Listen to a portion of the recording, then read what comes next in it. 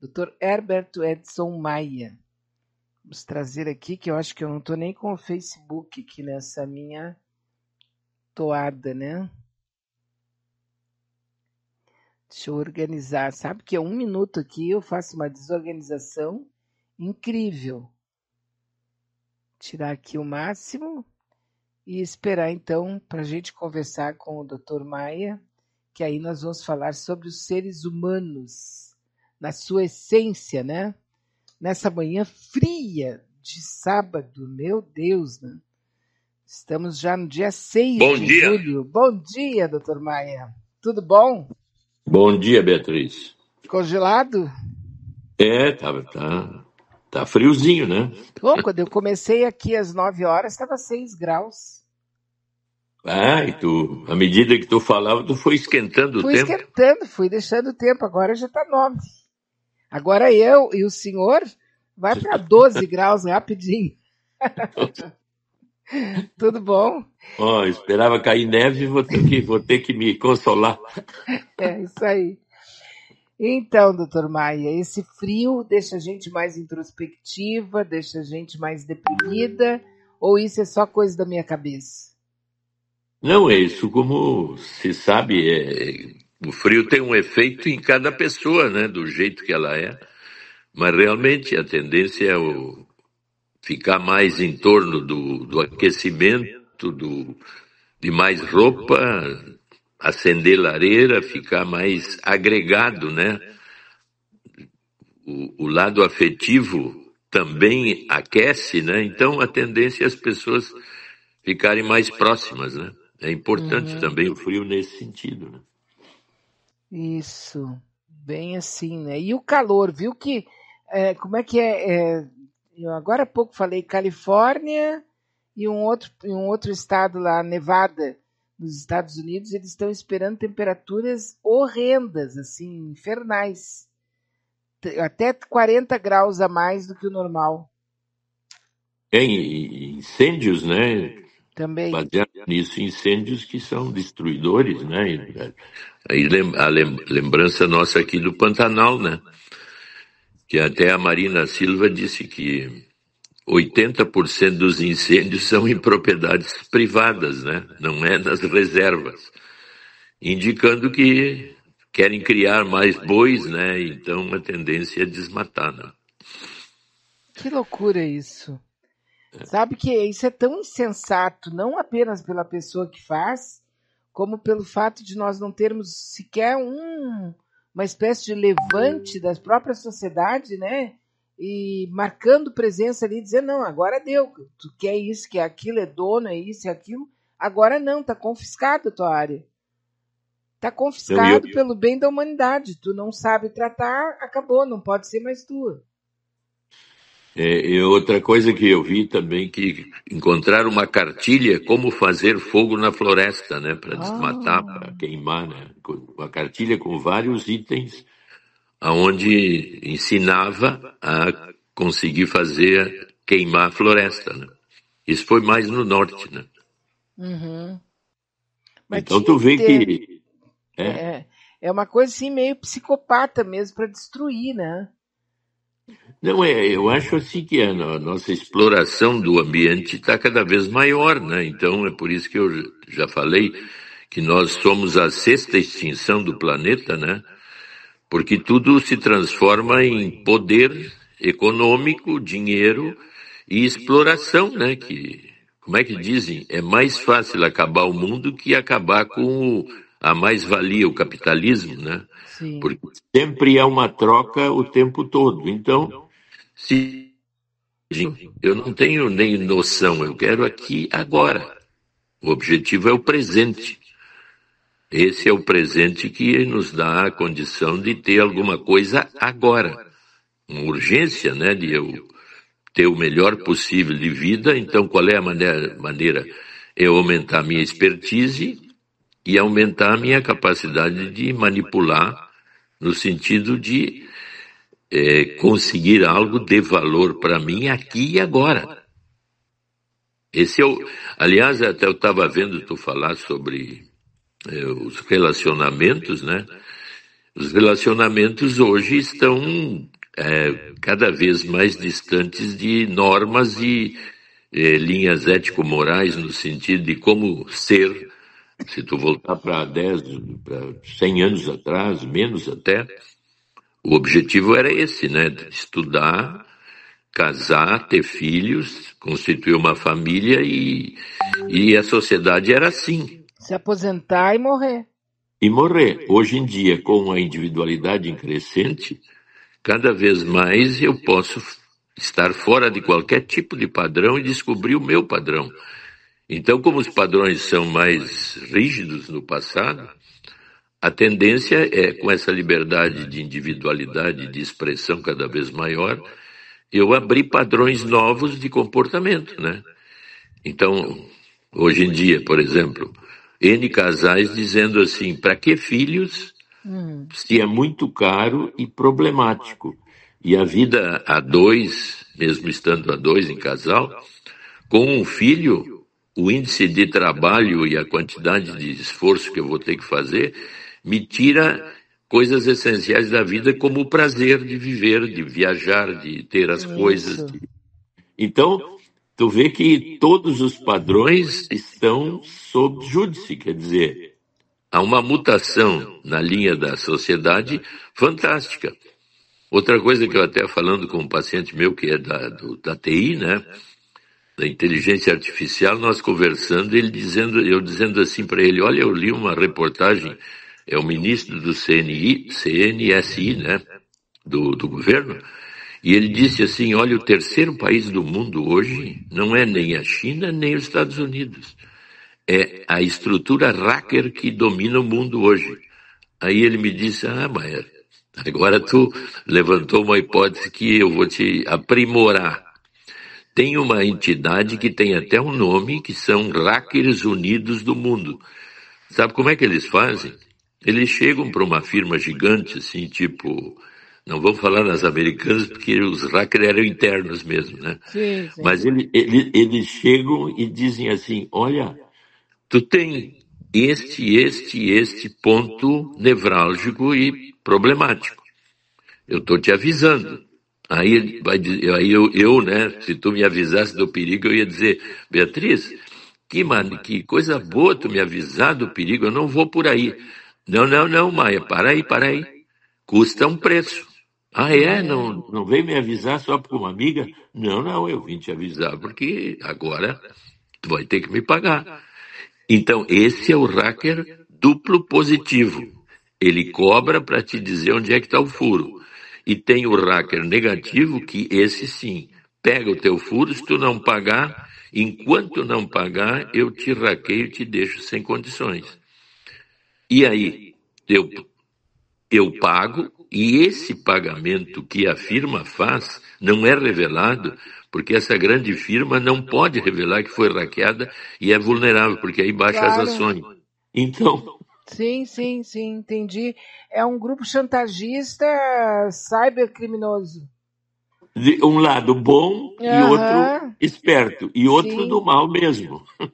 Sim, então, eu ouvi uma vez um cara que seria assim especialista em segurança bancária, e eu ouvi ele falando algo semelhante a isso, dizendo que os principais bancos eles costumam eles costumam contratar os hackers que chegam nesse ponto aí, falam alguma janela, tipo, alertam sobre alguma janela, entendeu?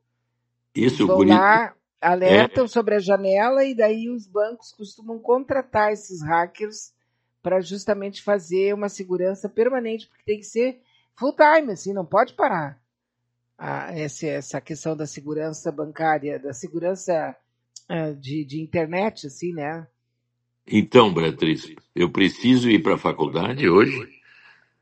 Não, né? É só eu me especializar em inteligência artificial. E aí outra coisa, o exemplo disso que tu deu é um guri de 16 anos que mandou uma mensagem para o Google dizendo que descobriu um furo. Ele foi contratado como engenheiro imediatamente. Então tu vê que a instabilidade da nossa estrutura social é de tal ordem vamos dizer assim, que o caminho passa a ser altamente individual. Que caminho é o correto e o certo? Tu vai me dizer alguma coisa que eu devo seguir esse ou aquele? Uhum. No sentido profissional, já tem uma noção bem clara agora, né? Quanto mais eu souber sobre inteligência artificial e TI, eu estaria cada vez melhor inserido nesse mundo de hoje. Agora me passou pela cabeça aquelas coisas bem dementes, assim, doutor Maia.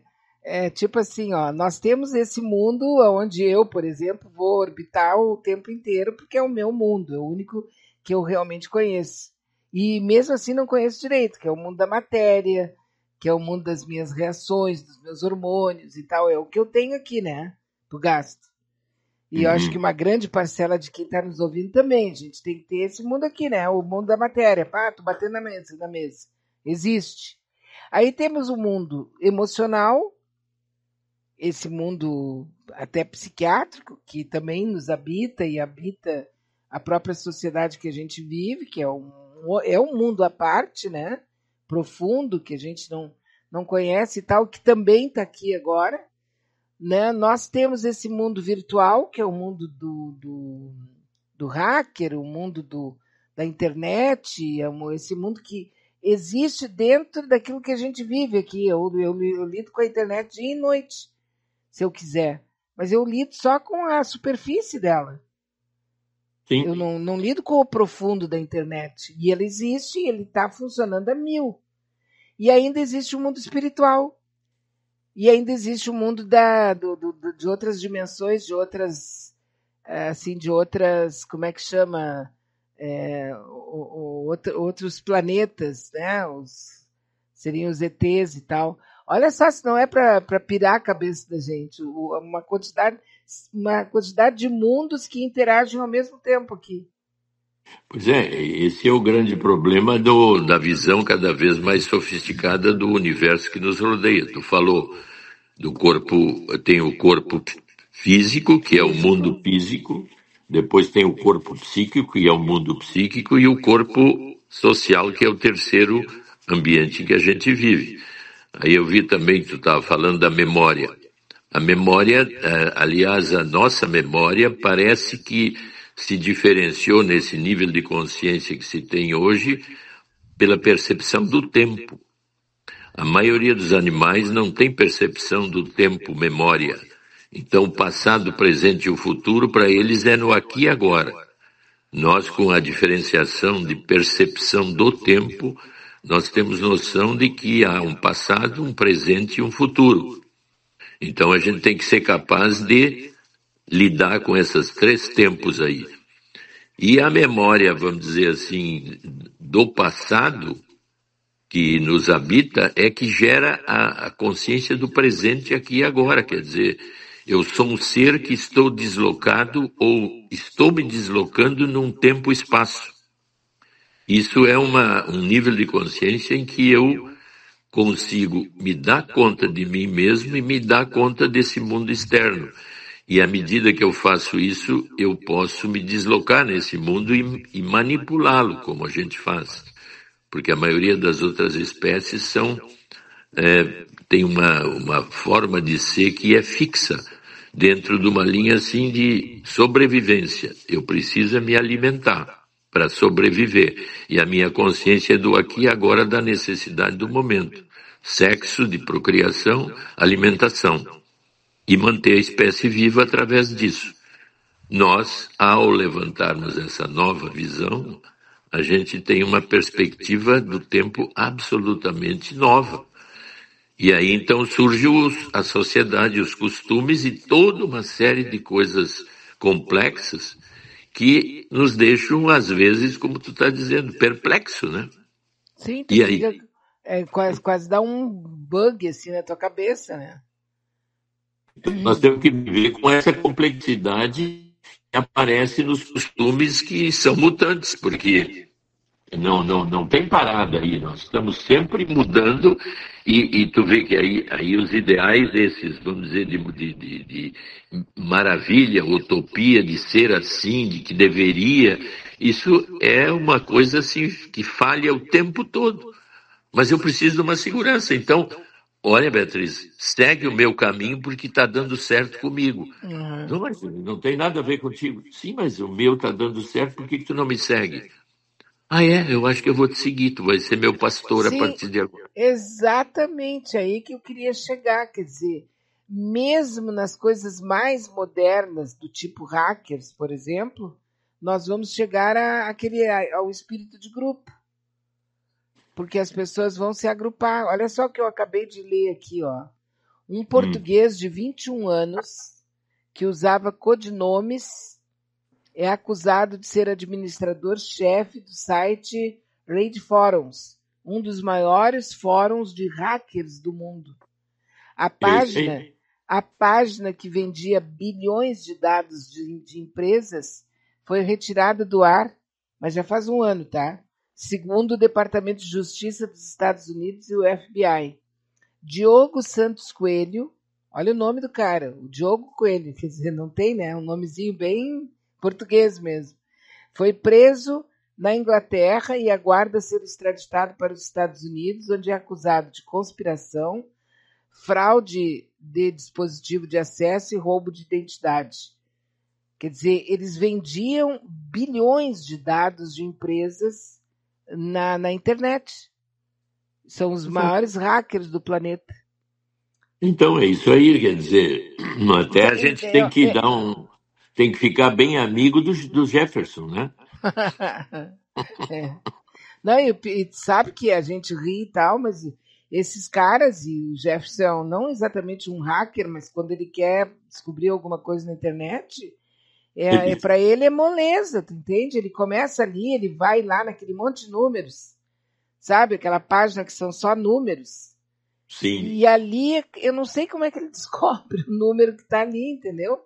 Como é que tu vai fazer isso? Mas só que é uma coisa, não deve ser uma coisa assim, um bicho de 7 cabeças. Mas o Não, cara que, tu vê né? que as crianças hoje estão aprendendo a serem, na realidade, são pequenos hackers em desenvolvimento, né? Aham. Cada vez mais esse Não, lado. isso, mas mesmo assim, veja que se eles geralmente são lobos solitários, né? Eles geralmente agem sozinhos. Mas Mas já tu vê que tem existe, uma associação aí já, já né? tem uma associação, já tem um fórum onde eles se reúnem, né? Então, a tendência do homem é buscar se agregar em alguma coisa. Não, aí entra outra coisa. Não há possibilidade de nós, porque quase todas as espécies se agregam. São poucas as que vivem absolutamente sozinhas depois de um crescimento, vamos dizer, de 2, 3 anos com a mãe, né? Mas a maioria das espécies, elas se agregam porque o grupo além de crescer como tecnologia, como nós, ele se protege, quer dizer, a nossa vida Uhum. é protegida e então o crescimento social é de uma importância enorme, né? E nós não podemos crescer sem um ambiente protetor à volta, né? Isso desde o nascimento, né? A solidão ou viver só, eu posso só viver, ou melhor, eu posso viver só num mundo coletivo, porque eu estou sempre, na realidade, em contato, mesmo que eu vou morar lá, não sei aonde, no Alasca ou no centro da floresta amazônica, eu sempre estarei em contato com alguma linha do grupo, né? Porque eu levo coisas que são facilitações do grupo para sobreviver. Então, nós não temos condições de viver sozinhos. Mas temos condições de escolher se eu vivo sozinho, e aí entra nesse comportamento hoje da cada pessoa viver a sua vida isolada. É muito comum quartos separados nos casais, porque um ronca ou não dá certo, ou cada um. Nos Estados Unidos, a maioria das coisas construídas são duas suítes internas, onde cada um é livre para viver a sua vida. Aí outra situação, eu preciso de alguém afetivo perto de mim, mas dentro de um espaço que o meu é respeitado. Então, N coisas começam a surgir que a gente vai vendo e tentando entender, né, Beatriz? Mas aí é que tá, isso significa que nós vamos ficando, por exemplo, nós vamos especializando quando a gente chega num ponto bom. Tu chega num ponto bom e aí tu começa a especializar, a melhorar, e aí tu vai escolhendo determinadas coisas. Por isso que vamos melhorar o nosso relacionamento. Aonde? Então vai ser na hora de dormir. Então é o quarto que tem que ser melhorado, né? Na hora de ver televisão. Então nós vamos ter que ter 2 televisões. Aí tu começa a melhorar as condições. E isso é ad eterno, quer dizer, tu nunca vai parar. Porque sempre Não, vai ter alguma coisa melhor para fazer, alguma coisa boa para experimentar. mas aí tu vês, aí nós estamos já de novo o grupo. O que o grupo individual ou o grupo a dois tem de comum nesse momento do casal, por exemplo? Independente de sexo, ou de direção sexual ou de gênero, é o lado afetivo que nos une no sentido do. Nós estamos falando e basicamente no corpo social físico. Então, como viver corporalmente com o outro. Aí a gente pula para o segundo corpo, que é o psicológico, o corpo psíquico. Como, além de ter a segurança material que o corpo físico precisa e também social que o corpo físico precisa, como lidar com o corpo afetivo num nível onde ele seja acalentado e tenha um sentido. Aí eu vi que a Lúcia disse assim, como é bom ter um companheiro, e principalmente nesse mundo que eu vivo hoje. Então, a capacidade de ter um companheiro afetivo ou um corpo afetivo que me dá segurança por estar em grupo, microgrupo, é também de alta importância, e isso é um trabalho de cada um, né? Sim. E aí, se tu parar para tratar sobre o assunto, tu vai começar a elaborar, tipo assim, réguas, né? Então, tá, tu tem um companheiro, mas esse teu companheiro é ativo, esse teu companheiro é participativo, tem uma série de outras questões que podem ser levantadas. Então, Mas é muito aí tu bom. vê que aí já é no corpo psíquico dos relacionamentos. E isso é um dos campos, vamos dizer assim, que como a individualidade é muito grande, as regras começam a ficar cada vez mais soltas.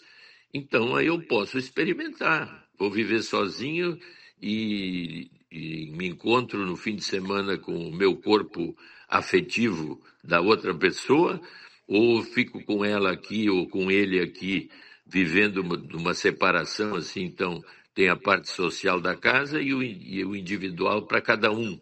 Então, várias possibilidades novas começam a aparecer porque nós nos deslocamos no sentido do tempo, né? E do espaço. Então, nós estamos sempre abertos a novas experiências.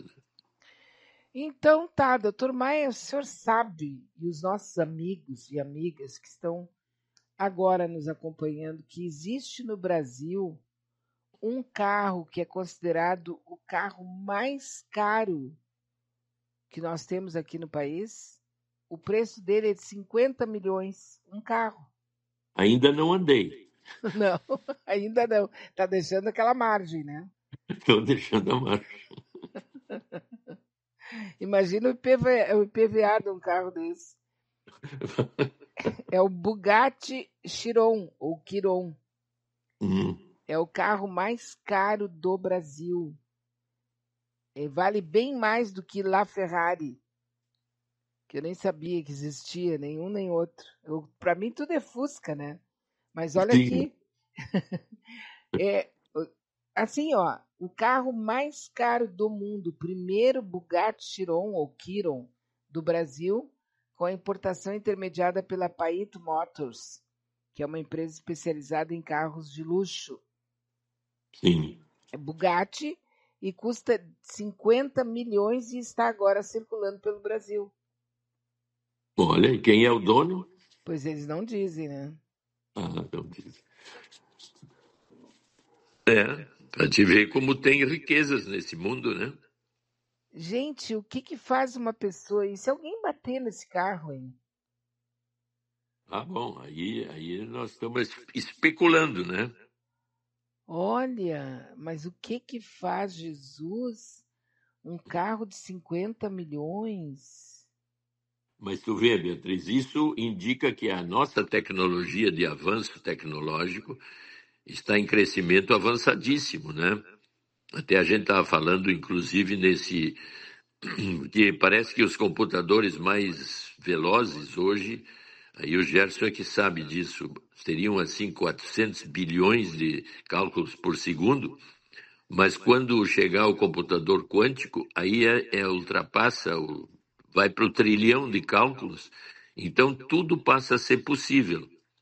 Então, realmente, uma tecnologia desse nível de avanço, isso aí é pinto, né? Perto do que é possível ser feito tecnologicamente com computadores que expressam o que nós quisermos e modelos, né? Apresentando modelos do universo, modelos do entendimento, modelos do cérebro, possibilidades de digitalizar o cérebro, coisas desse tipo, porque o avanço nesse nível é absolutamente fora de qualquer capacidade de percepção, né? Pois é.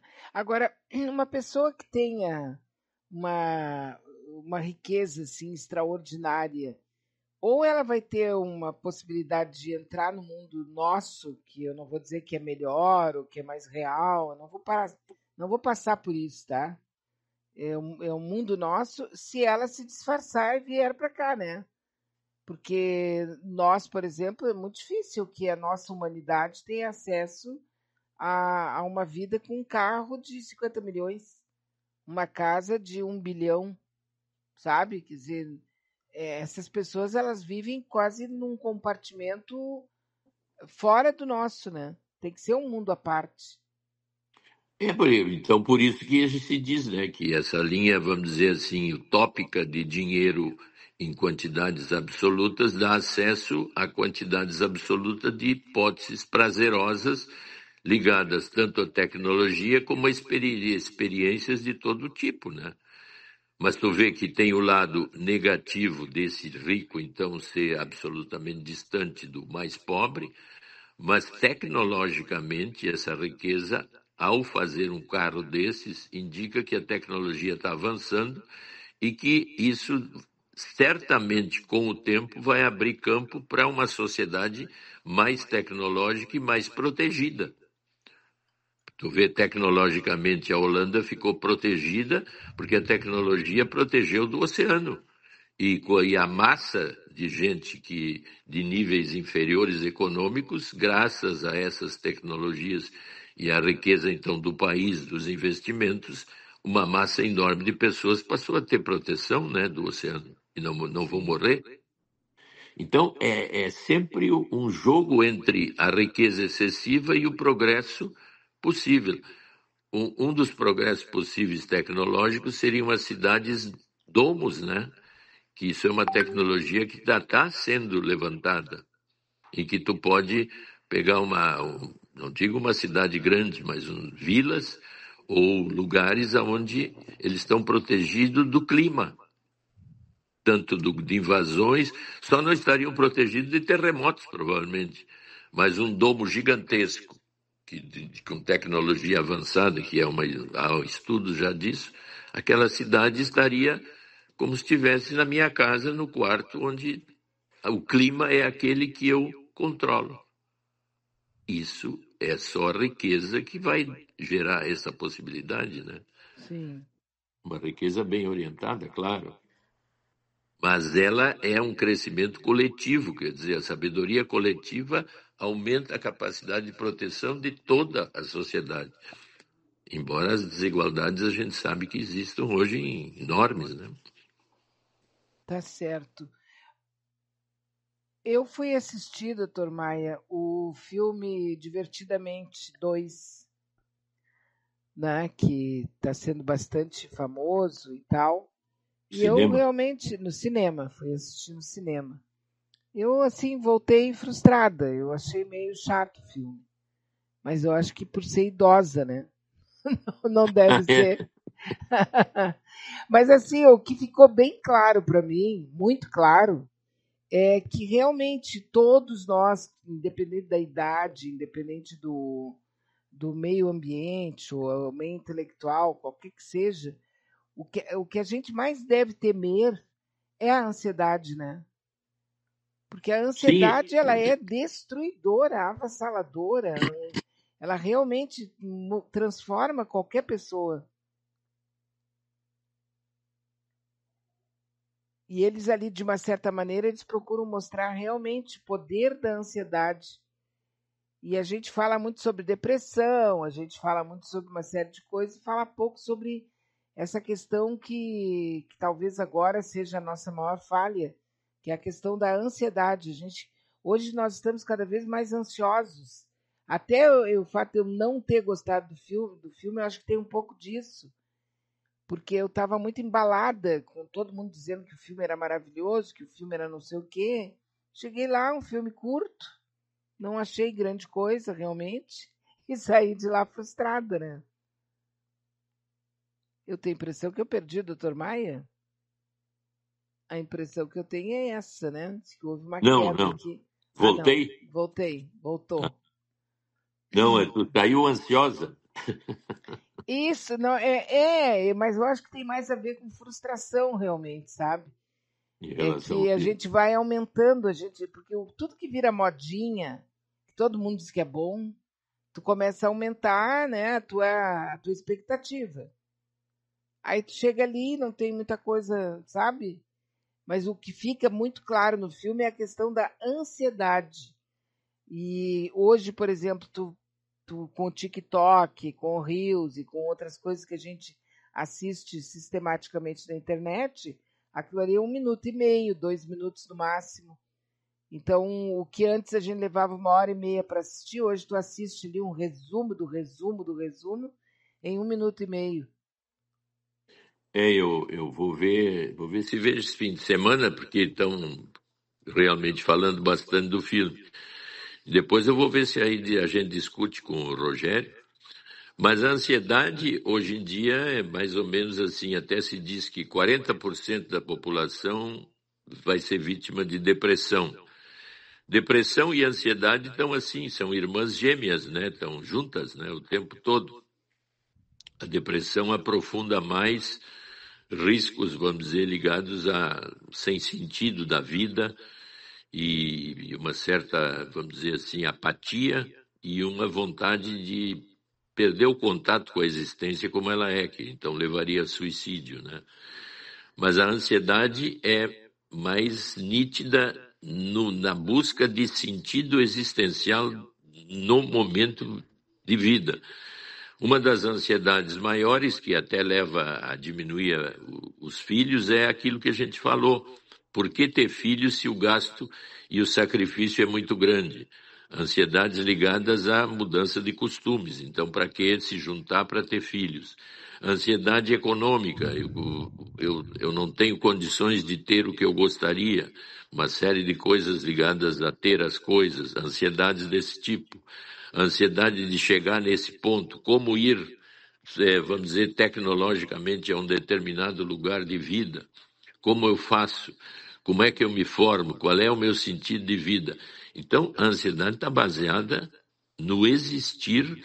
Então, existe a ansiedade negativa, que é eu ficar paralisado, e a ansiedade positiva, que é eu me dar conta que eu estou ansioso para chegar num determinado ponto e qual o caminho que eu devo implementar para chegar lá. O exemplo mais comum seria assim: eu estou vivendo uma situação econômica difícil, eu estou me formando em direito, eu estou me formando em economia. Qual é a maneira de eu chegar num lugar?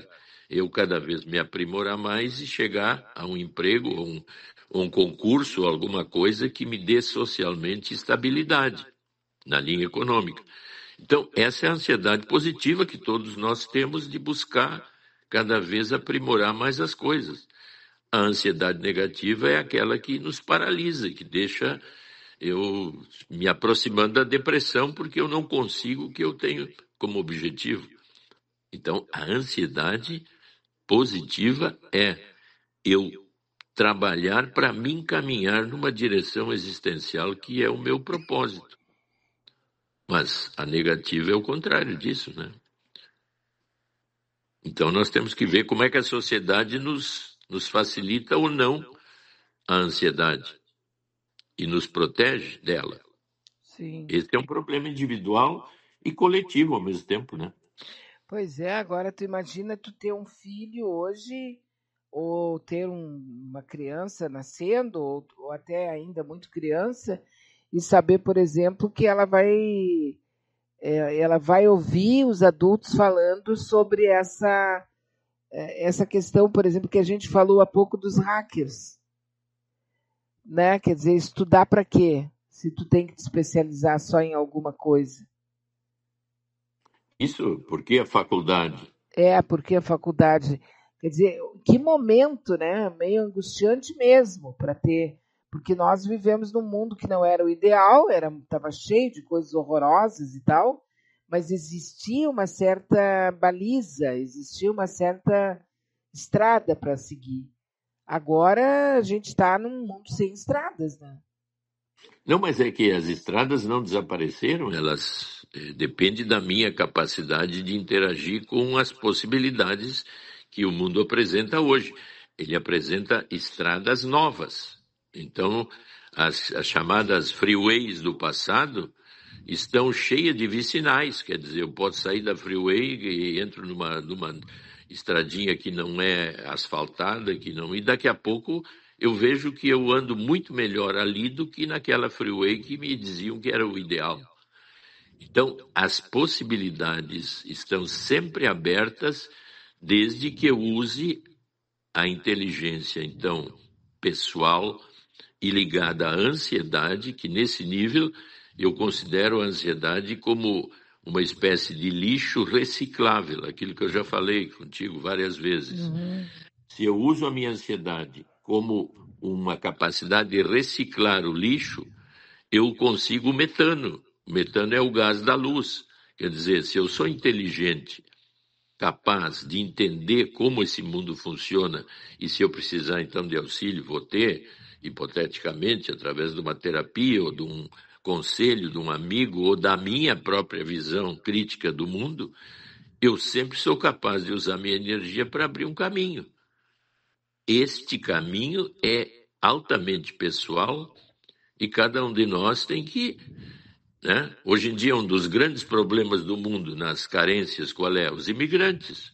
Por que os imigrantes querem ir para os lugares mais maravilhosos do mundo, hipoteticamente, que a vida seria diferente?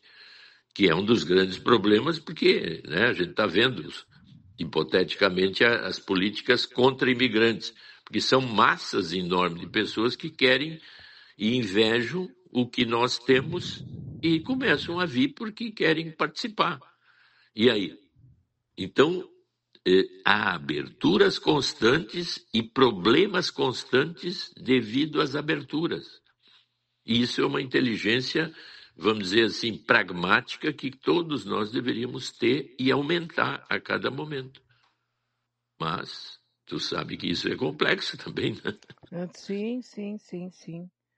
E até porque tem pessoas que têm uma criatividade meio natural para fazer isso e outras que são puramente enrijecidas, né? Se não Isso, tiver tudo pronta e ela só tem que pular de um lado para o outro, ela não consegue. tu sabe que até agora tu falou nisso, eu me lembrei que tem um estudo estatístico que aquelas pessoas que nasceram no lugar mais absolutamente sem recursos pessoais, eles chegaram à conclusão que cada três desses, em cada três, um dá certo. Quer dizer, um tem esta capacidade que tu falou de abrir campo e chegar lá. Até agora me lembrei do discurso do Lula, né? O último. Se comparando a ele e a dois, que é aquele do SBT, e ele torneiro mecânico e mais um terceiro que ele diz, olha, como é que nós chegamos sem nenhum tipo de apoio maior, vamos dizer assim, na época que seria a faculdade, coisa assim. Como é que eu cheguei a ser 3 vezes presidente do Brasil? Sim, são aqueles que, né, que, tipo assim, Que dão certo sem a base quase nenhuma, né? e isso é estranho porque acontece muitas vezes. Esses dias eu soube de um menino que tem uma idade ainda pequena e tal, e foi chamado pelos professores, pela direção e tal, e disseram para ele que, para os pais e os responsáveis, que ele tem um QI muito mais avançado que o resto da turma e que é por isso que ele tem uma dificuldade de relacionamento no colégio.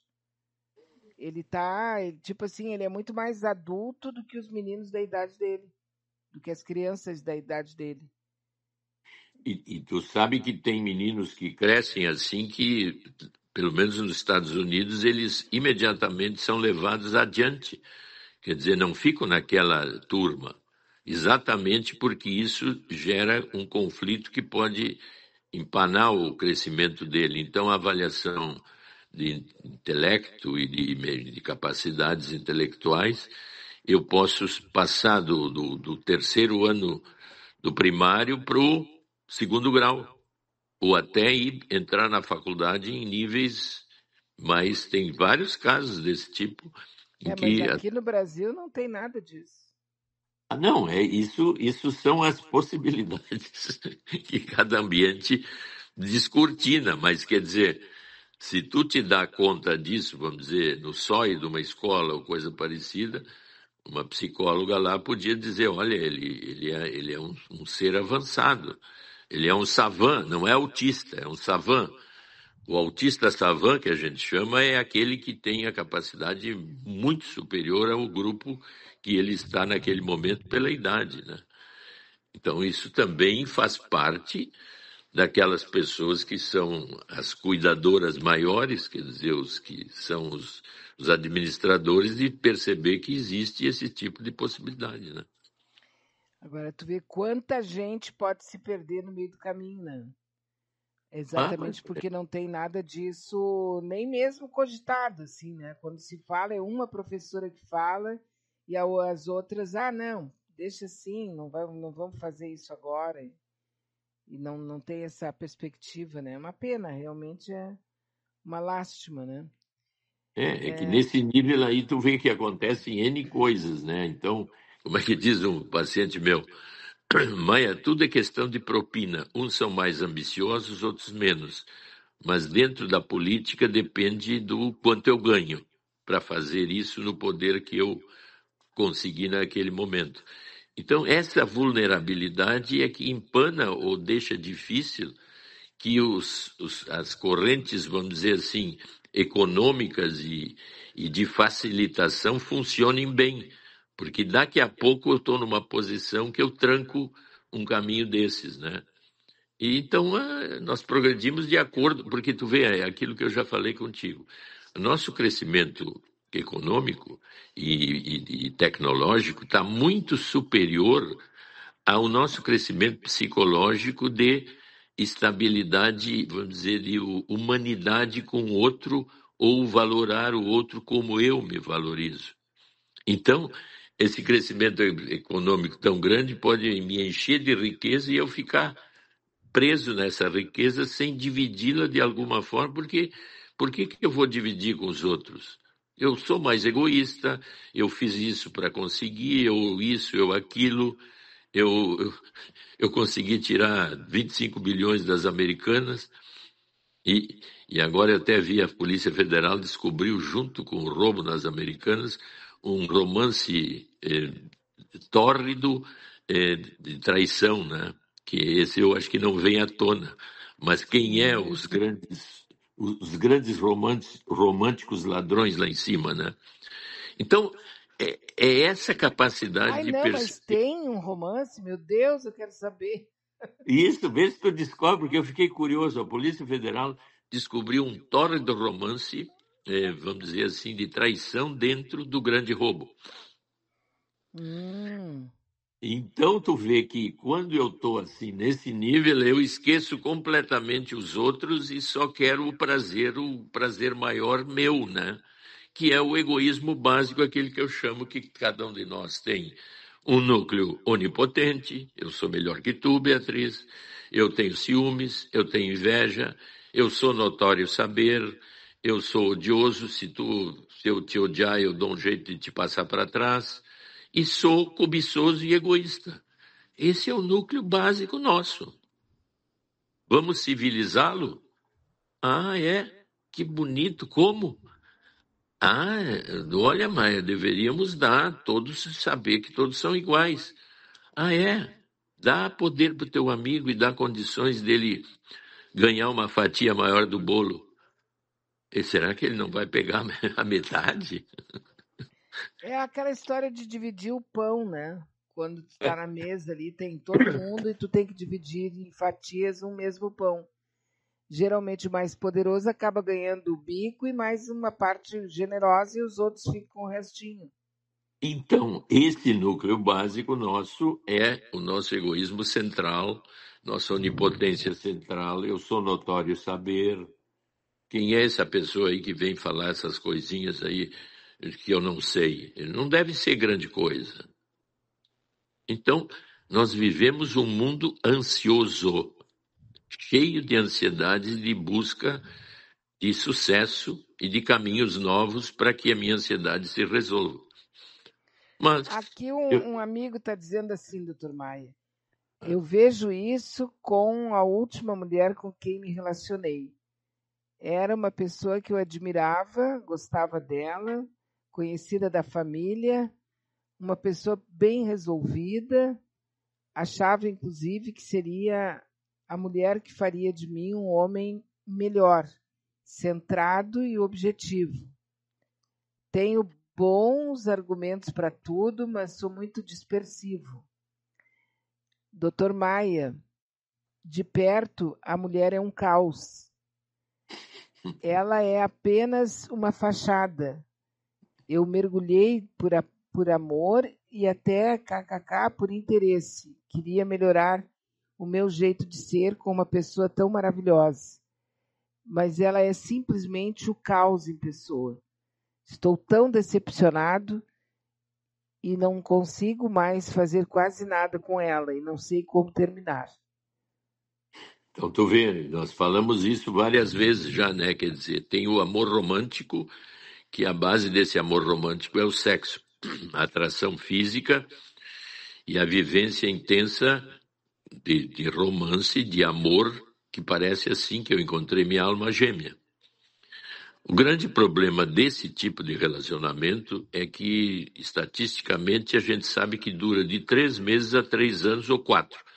Mas nesses 3 meses e 4 anos, a gente escolhe ficar para sempre com esse ser, porque o que eu estou vivendo é uma raridade. Eu sei que eu estou amando, que eu estou encantado, que a sexualidade é maravilhosa. Então, este é um caminho que não posso deixar. Só que quando isso começa a chegar no segundo nível, que é como é realmente a pessoa fora dessa linha idealizada, romântica, maravilhosa, nós temos o chamado Romeu e Julieta da relação, que é a morte gradativa daquele grande ideal, porque as pessoas aparecem com suas problemáticas e traumas mais arcaicos que agora vão aparecer na relação. A maioria das relações não conseguem vencer e resolver isso, porque é surpresa. Tu te lembra daquele ouvinte que disse que a mulher dele ficou tão mal, tão mal, tão mal, que ele não aguentou, deu um tapa na cara? Aí diz para nós depois, e ela ficou maravilhosa, ela me tratava que era uma beleza. Mas, doutor Maia, será que eu vou ter que dar um tapa na cara dela seguido? Eu não tenho condições, eu não sei o que fazer. E no passado dela tinha uma história do que o pai dava na mãe. Então Sim, começa a aparecer aquilo que é mais raro para todo mundo, que é o sadismo e o masoquismo. E o prazer que existe dentro disso. Porque eu investi tanto, no caso que ele está falando, que agora como é que eu termino? E olha a decepção que eu tenho. Eu vou ter que aguentar esse lado negativo dela para ficar ganhando de 10% do que eu ganhava antes. E muitos casais começam a ficar porque dentro dessa linha masoquista e sádica tem um prazer oculto que a gente fica surpreso. E quando não dá certo, aí as rupturas violentas, agressivas, judiciais, mexe com os filhos, dá problema em todos os sentidos, de dinheiro, de herança, enfim. Então, este é o corpo psíquico que nos habita e que a gente tem que entender cada vez melhor, né, Beatriz? Olha que nos conta aqui uma outra amiga, diz assim: descobri que meu neto só gosta de mulheres muito gordas. Ele se envolveu agora ele se envolveu agora com a terceira, que é maior do que as outras duas. A família está apavorada. Ninguém Então, entende por que ele gosta tanto de mulheres muito gordas, Beatriz.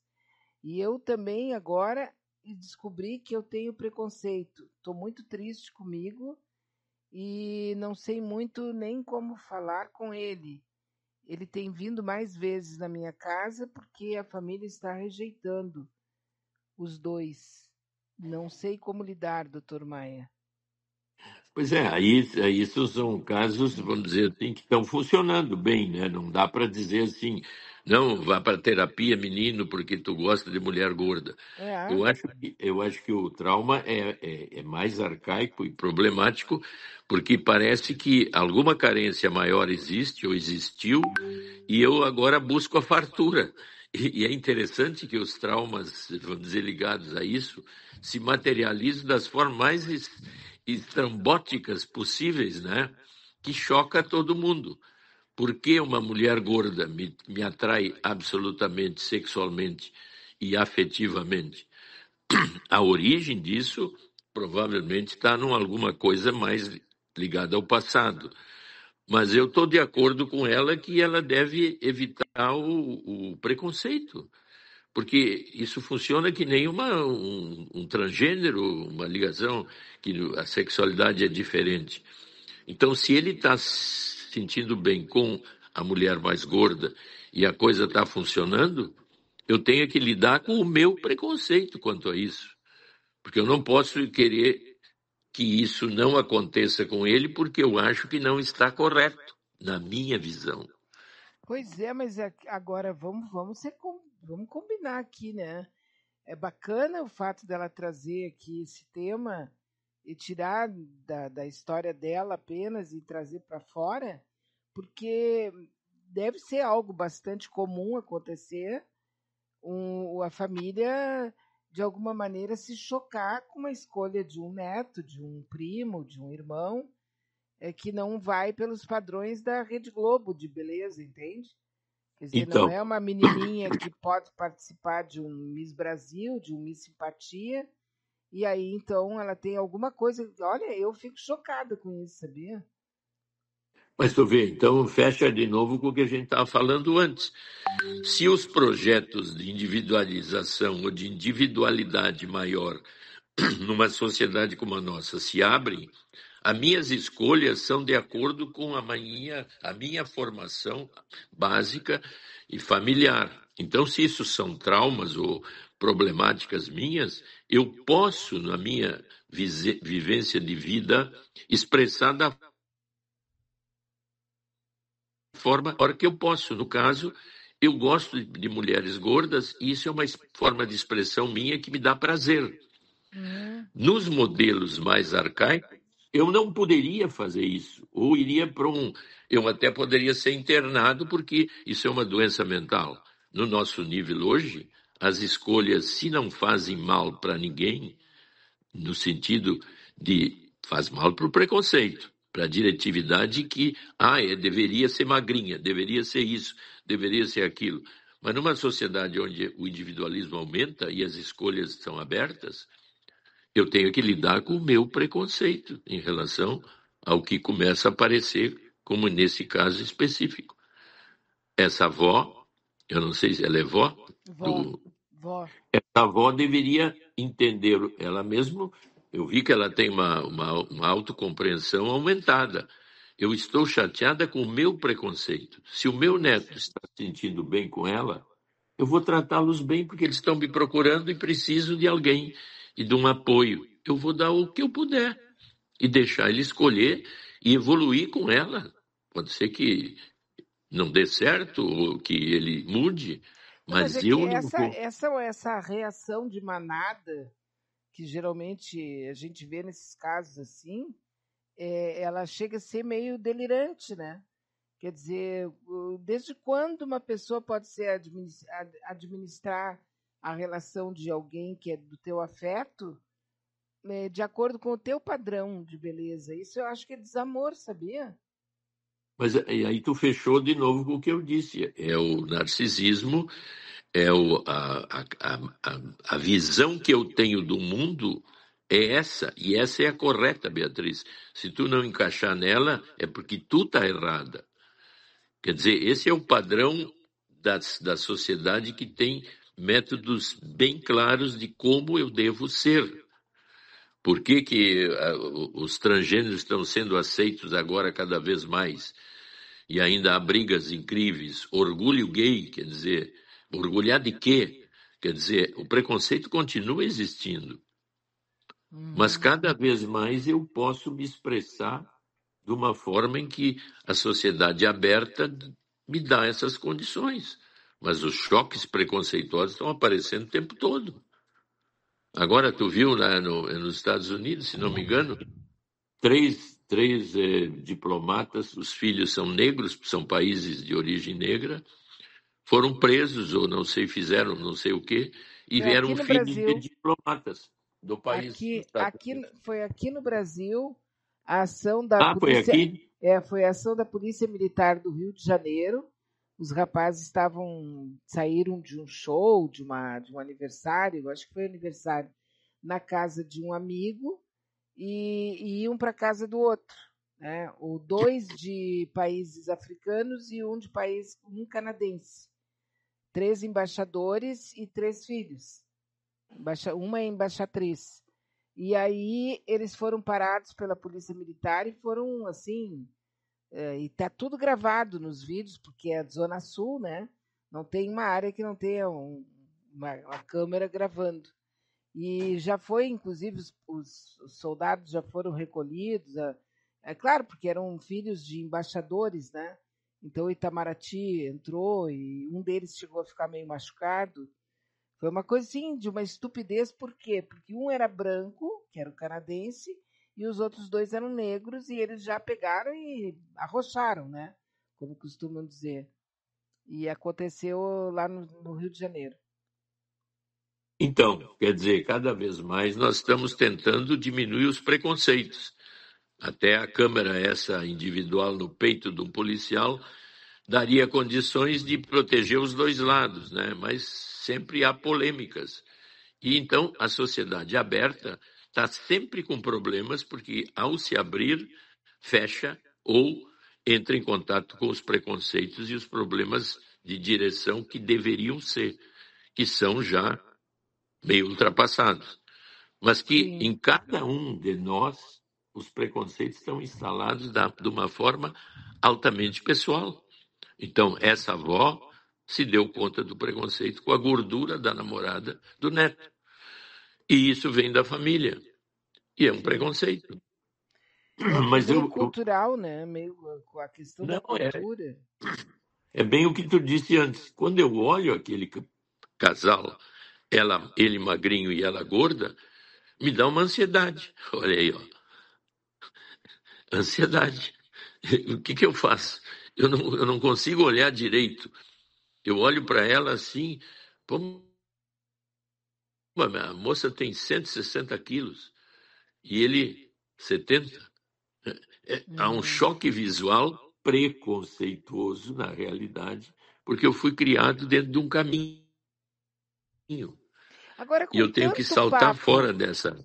com tanto papo a respeito disso, porque eu ouço falar sobre essa questão do preconceito desde ali metade, praticamente, quando começou mesmo a ficar mais forte, desde metade da década de 1980. Aí esse assunto acabou entrando na roda. Começaram a falar sobre os preconceitos da década de 1990, passou a ser é, feio, mal educado, passou a ser grosseria, e depois virou lei através, por exemplo, de contar piadas. Piadas com portugueses, piadas com gays, piadas né, começou a questão do preconceito, começou a mudar determinadas regras, determinados comportamentos. E nós estamos em 2024. Quer dizer, não deu ainda para as pessoas se darem conta de que a opiniãozinha sobre o que elas gostam, sobre o que elas querem, sobre como elas acham que o mundo tem que ser, é delas, elas não precisam impor para o mundo. Mas aí entra de novo naquilo que eu sempre falo, quer dizer, a onipotência. O meu jeito de pensar é esse, isso é que é o certo. Eu aprendi assim. Eu vou ter que chamar o meu gato aqui, Jimmy. Ele tá, acho que tá perdido, alguma coisa, então ele fica miando, parece que tá com uma dor, né? É Ô, a dor da Jimmy, ausência da mãe. cadê minha mamãe? Onde é que tu tá, né? Mas ele sabe que eu tô aqui, ele tá alimentado. O que que esse rapaz quer? Que coisa séria, né? Fica ansiosa vendo o gato miau, miau, miau. O que que Não, ele quer, agora meu eu me Deus? lembrei que eu tenho uma paciente que eu atendo por vídeo, né? E ela Sim. e a gata dela vem junto e fica passando na frente assim o tempo todo. E daqui a pouco para e fica me olhando, Ah, olhando para o tá. vídeo. Eu digo, ela Fazendo está se terapia tratando. também. Tá se tratando, né? É que a gente fica ansiosa pensando que tá alguma dor, alguma coisa, né? Mas não é só mimo mesmo, chato. É ausência, tu te distanciou, tu tá Sim, sim. parecida com o rapaz esse. E agora o que que eu faço? Ela não é mais aquela. Agora, doutor Maia, usando essa questão do te distanciou, né? Muitas vezes depois, papai, mamãe, titio, titia, vovô, vovó, né? Diz, ai, fulano tá estranho comigo, não me visita mais. Só que tu fica largando todos os teus preconceitos em cima do rapaz, como é que tu quer a visita dele, né? Aí não se dá conta de que não aceita ele como ele é, e aí então quer que ele se apresente, mas se eu não sou bem tratado, eu começo a ir embora, né? Sim, Mas, tudo que tu faz tá errado, tudo que tu diz que gosta, a pessoa, ah, não, mas eu não gosto disso. Quem foi que perguntou, né? mas tu vê que nós, voltando àquela tua pergunta, por que o preconceito não para? É que cada indivíduo é formado numa família que ainda tem muito preconceito em relação a muitas coisas. Então, a Uhum. minha formação, essa mais onipotente que. A onipotência é uma coisa assim, eu gosto de mim do jeito que eu sou e gosto de ser o que eu sou. E, de certa forma, na linha mais onipotente, assim, de notório saber, a minha maneira de ver as coisas é mais forte do que a tua. Então, a tendência é eu ter um preconceito contigo naquela direção. Isso é uma coisa altamente individual, por isso que eu estou valorizando a avó essa. Ah, eu estou preocupada com o meu preconceito. Aí ela está começando a mudar internamente. Mas socialmente a pressão da sociedade mais arcaica é muito grande dentro de cada um de nós. Porque nós fomos formados socialmente para lidar com o quê? Com ciúmes, inveja, onipotência, irritação, agressividade, cobiça, e isso ser mínimo no contato com o outro. Mas quem é que disse que eu resolvi isso dentro de mim, pessoalmente? Só na hora que aparece o preconceito que eu vejo. Ah, mas eu não estou gostando disso e Oh, mas estou achando veja, errado. veja assim, né? Eu é que estou vendo que tenho preconceito. Quer dizer, o avanço é meu, né? Altamente pessoal, por isso que eu digo Uhum. que uma mudança social desse tipo passa por cada indivíduo. E os mais radicais, aí entra as zonas radicais. Os mais radicais não admitem. Não admitem. Então, então Exatamente. se tu é aberta e eu sou radical, eu daqui a pouco vou querer te exterminar, porque tu é que está criando problema. Uhum. Então aí a gente entende Não, os radicais. ontem nós estávamos numa conversa aqui e de repente apareceu, acho que eu estava conversando com o doutor Rogério da Paz. Sim. E aí apareceu a questão de alguém falando que nas rodas de amizade, nas baladas e tal, ninguém mais aceita, por exemplo, se uma pessoa diz que ela é, como é que chama quando a pessoa só quer sair com uma pessoa? Ela não sai com várias pessoas. Ai, tem um nome agora, nem me lembro mais. Hum. Até parece que eu tô noutra, né? Mas é que ela seja assim, que ela goste de ter um relacionamento que ela não trai, sabe? Tipo, não tem Assim, traição. até me lembrei que isso aconteceu quando os Beatles fizeram aquele acampamento em Vostok, né, que foram 30.000, mas Woodstock, isso.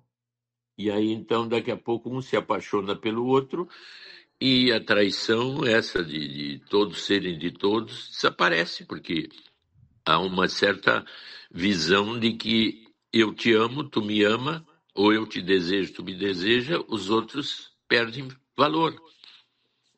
Então, seria mais ou menos isso. Uhum.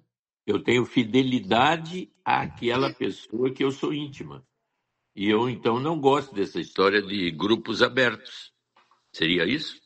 É, seria isso. E ao mesmo tempo, tipo, o meu estilo eu sou um homem, gosto de sair com mulher, ou eu sou, gosto de sair com pessoas de outras, né, de outros sexos, ou eu sou bissexual, quer dizer, o que eles realmente tiram fora é quando a pessoa diz que ela quer um relacionamento, tá à procura de um relacionamento para ficar com aquela pessoa, entende? Ela é fiel.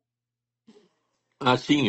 Então, um preconceito contra a fidelidade nesse grupo. Isso, que eles hoje em dia não aceitam mais. E É, agora que tem uma mãe que diz que a minha filha acabou de me dizer que nós mulheres é que não queremos relacionamentos sérios, mesmo quando nos apaixonamos. Monogamia, isso aí, Pedro Paulo, obrigado. sim. Então, isso realmente é a monogamia. Quer dizer, é o tipo de relacionamento mais comum que existe. Não é Mas, mais? não, não é mais no sentido de que há uma abertura para que possa ser coletivo.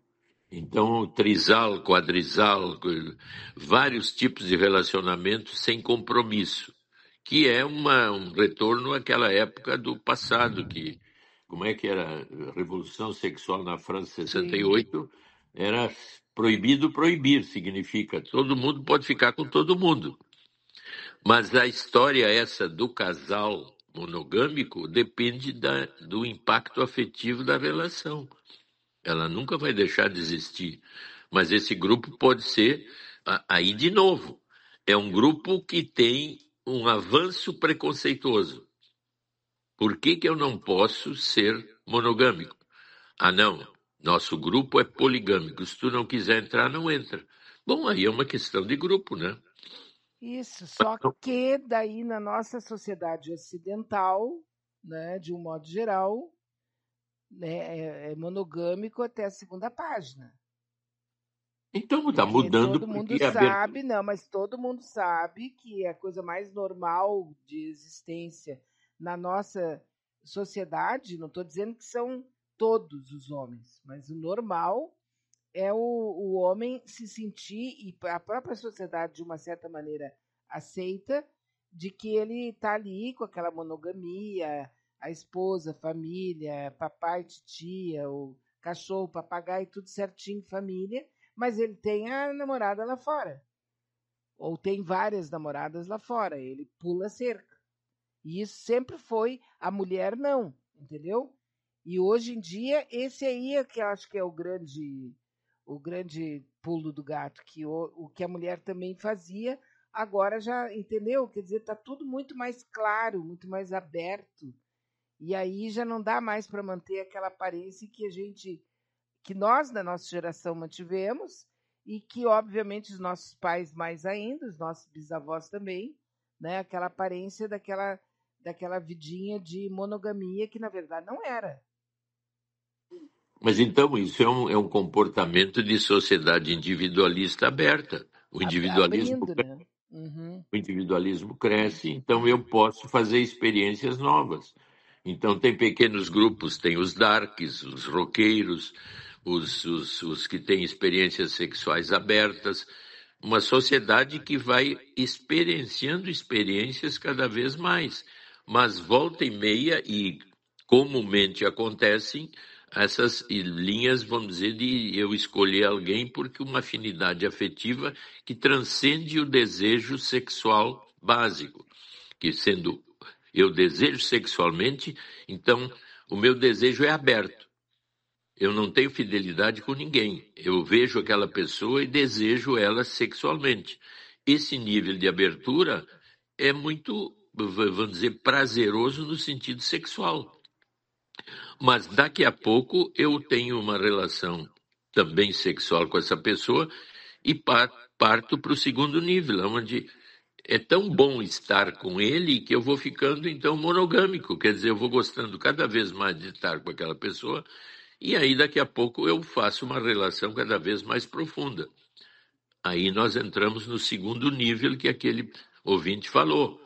Era tão maravilhoso e agora eu descobri que ela é o oposto do que eu imaginei. Então, é uma complexidade que aparece em vários níveis. E uma delas, inicial, é a experiência assim aberta. Grupos de jovens bem na adolescência que têm um código entre eles. Não pode ter monogamia. Nós somos abertos. Então, se eu ficar monogâmico, eu tenho que sair do grupo. Então, tu vê O que que a também já complexidade... acontecia.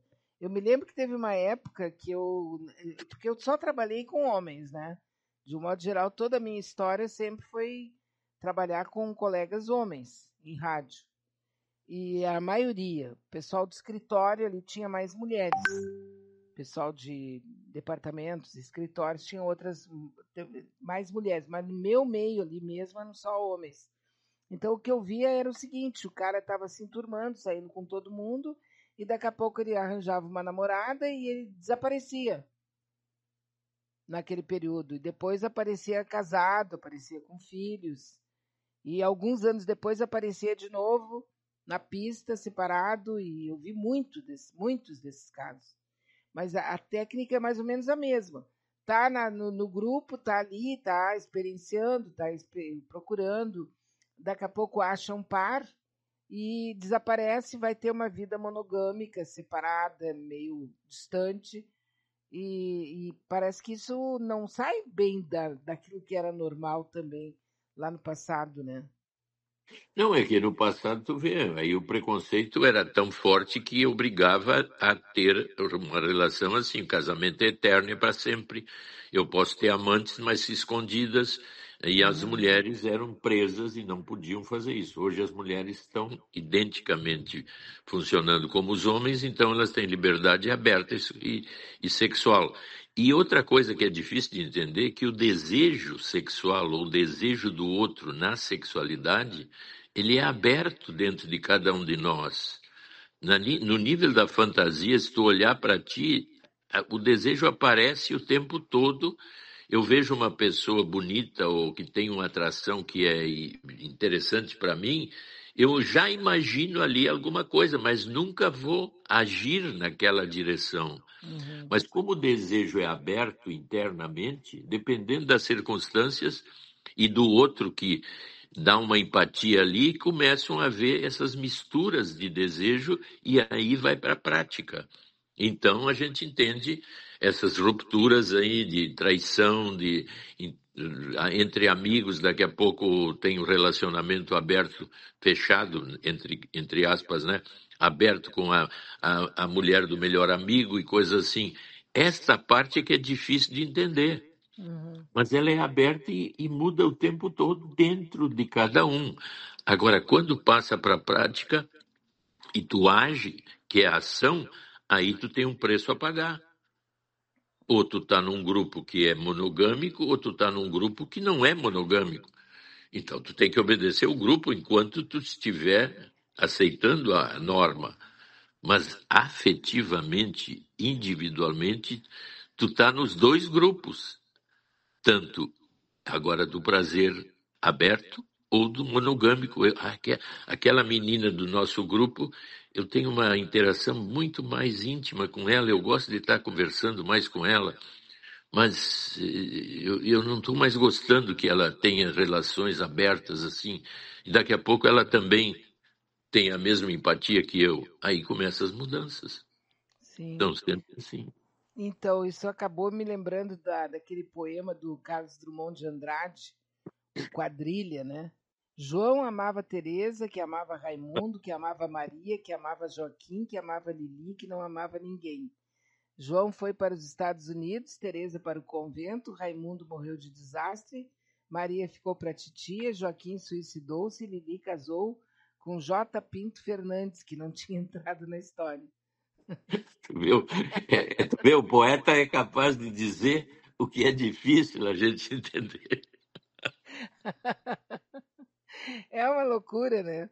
Essa questão aqui, um amigo está me contando aqui, ó. Bea, estou há 2 anos separado. Já tive várias ficantes. Assim que se chama agora, ou pelo menos era. Não sei se continua. Não deu até hoje para encontrar ninguém com um grande significado. Exatamente por isso, ninguém quer mais se amarrar com ninguém.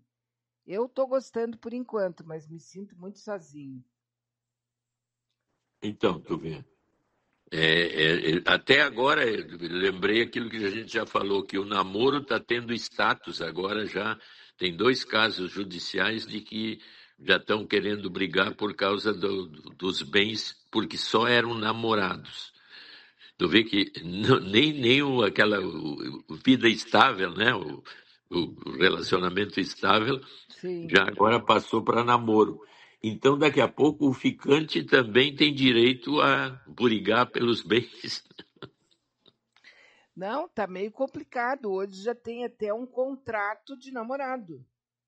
Isso, então, o namoro está ficando Isso o que era é. como é, a união estável. É porque tudo se embasa hoje numa espécie de interesse. Aquele amor romântico da moça, da mocinha, que não tinha nenhum interesse, o que eu acho que está correto, né? Porque tu passa ali 2, 3, 4 anos te dedicando para uma pessoa, muitas vezes abrindo mão de uma série de coisas, e depois então a pessoa vira as costas e vai embora. Então, se teve algum intercurso, alguma coisa que teve a ver com dependência econômica, com submissão para regras e tal, eu acho que mais justo do que isso não é possível, entendeu? Pois é, e tu vê esse ouvinte que falou agora, né? Tu vê, ele está assim, degustando o prazer, as fantasias, vai no Tinder ou vai num aplicativo e cada vez surge um petisco mais apetitoso, vamos dizer, no Sim. sentido do desejo. Mas gradativamente ele está precisando ou sentindo falta de alguém mais próximo, que haja confiança e proximidade afetiva e identidades afetivas mais Que todo mundo sofisticadas. precisa, né? Porque, na verdade, ele provavelmente já se deu conta que o maior petisco é ele, né? Porque ele Então, também está trazendo alegria e satisfação e fazendo vontades das companhias. Então, pois antigamente era uma coisa mais ou menos assim, né? Hoje as mulheres saem em busca de alguém para fazer sexo. Aquelas mulheres que estão nesses grupos, elas têm certeza de que o que elas querem é escolhem o estilo de corpo, escolhem o estilo de rosto, escolhem uma série de coisas para daí conversar, e tem algumas que não querem nem papo. sim, mas aí é que está Ele dentro também é desse, um petisco. sim, mas deste nível de degustação existe a ansiedade ligada ao que ele falou, de alguém afetivo maior em que eu me sinta bem e haja Sim, uma comunicação afetiva crescente. sim, que até agora ele E, não encontrou. pois é, mas é por isso que a tendência é aquele segundo nível do ouvinte que nos falou. Uhum. Eu tinha toda essa desejo por essa mulher e agora encontrei um ser assim que parece um demônio na minha vida e eu não sei como terminar.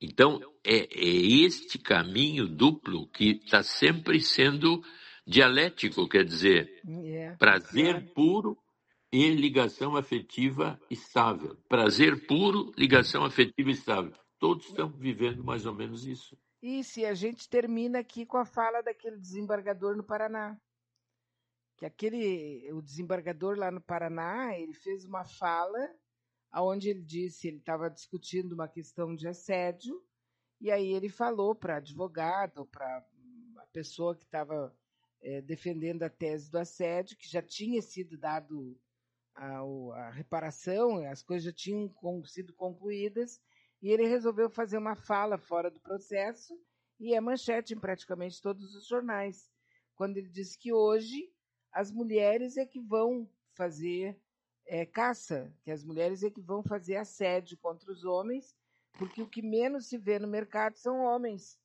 interessados em olhar para as mulheres.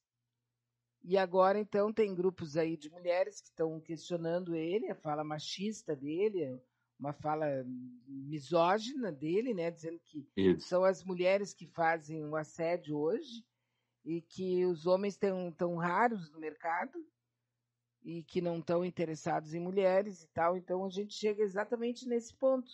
Judicialmente, a parte dos desembargadores e homens e mulheres, de repente, dentro do judiciário, que vem de uma maneira também assim, ó, tá todo mundo misturado, tá bem misturado tudo, e quem tá no mercado, quem tá na pista, quem tá na rua, quem tá procurando, tá num mundo, numa selva bem pior do que aquela que a gente conheceu lá na década de 90, 80, né, onde as coisas eram mais definidas, assim, no sentido de o que é assédio, por exemplo. Se eu tô num hospital, não, velho é fogo, né? Velho só lembra de hospital. Se eu tô num bar, ou se eu tô num restaurante e tal, e o cara começa a me olhar e pisca para mim, eu vou fazer o quê hoje? Eu não sei. Hoje eu não sei, mas pode ser considerado assédio. Então, quer dizer, tu vê que as aberturas sociais de experiências na linha da identificação, a mulher se identificando com o homem, ela pode fazer o que o homem fazia antes. Isso. E ela pode hoje, mas no momento que tu abre campos de novas experiências, tu vê que a complexidade também aumenta no sentido de como eu me situo. Então, isso não termina nunca, né? Nunca, nunca. E essa é a complexidade da existência. Se tu sai dos padrões mais arcaicos, imediatamente tu abre campo para experiências novas. As novas experiências têm o quê?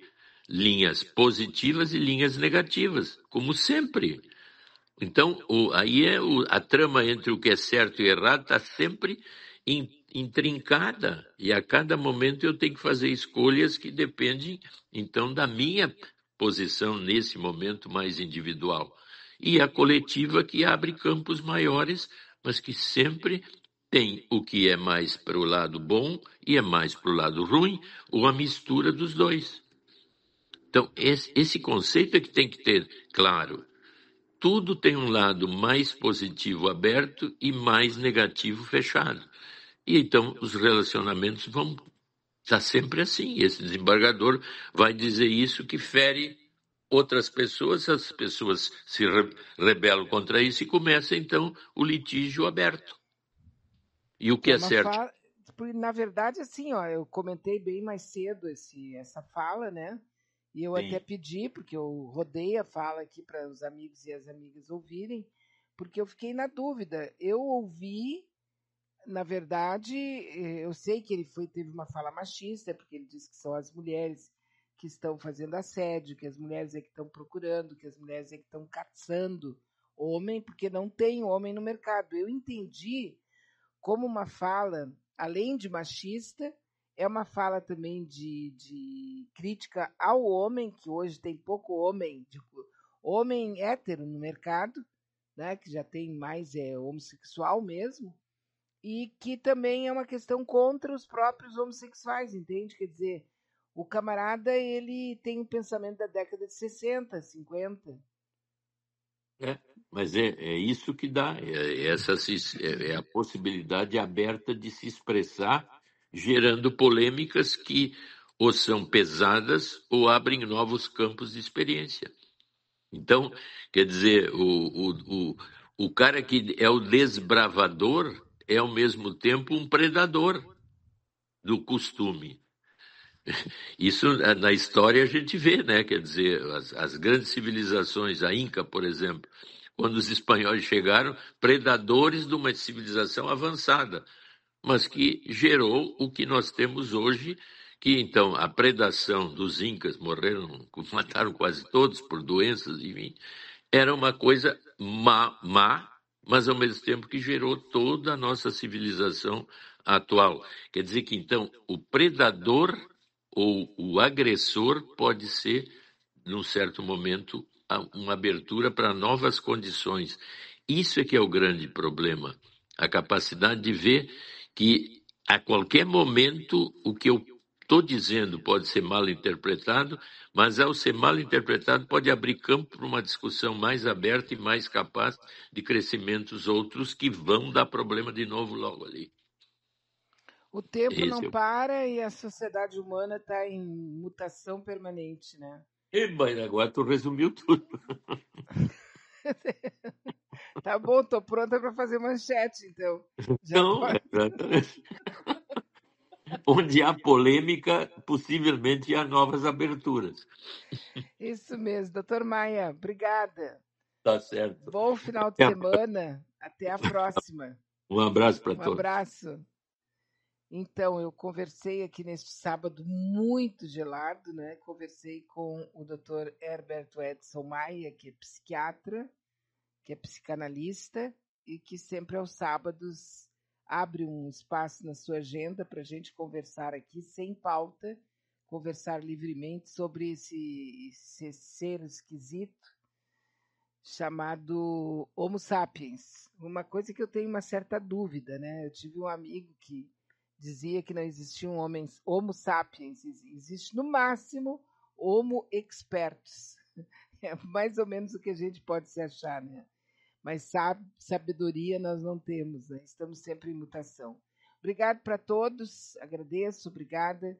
Um bom final de semana. Amanhã, às 7 horas, nós teremos o Adroaldo Bauer Correia com o domingo.com. E se tudo der certo, eu prometo que eu volto na segunda-feira, a partir das 9 horas da manhã. Certo? Grande beijo e até lá.